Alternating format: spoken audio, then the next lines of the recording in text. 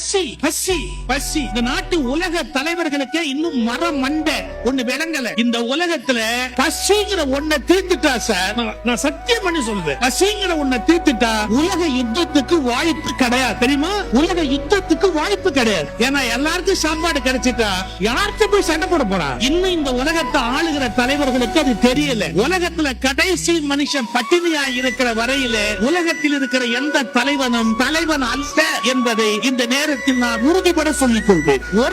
ஒருத்தன் பட்டி இருக்க கூடாது உலகத்துல. ஒமர் ஒரு கலிஃபா சொல்றாரு, என் ஆட்சியில் நதிக்கரை ஓரத்தில் ஒரு நாய் உணவில்லாமல் செத்து கிடந்தாலும் நான் ஆள்வதற்கு தகுதியற்றவன். நதிக்கரையில் ஓரத்தில் ஒரு நாய் உணவில்லாமல் கிடந்தாலும் நான் ஆட்சிக்கு தகுதியற்றவன் அப்படின்னு பேசுகிறார். யோசிச்சு பாரு.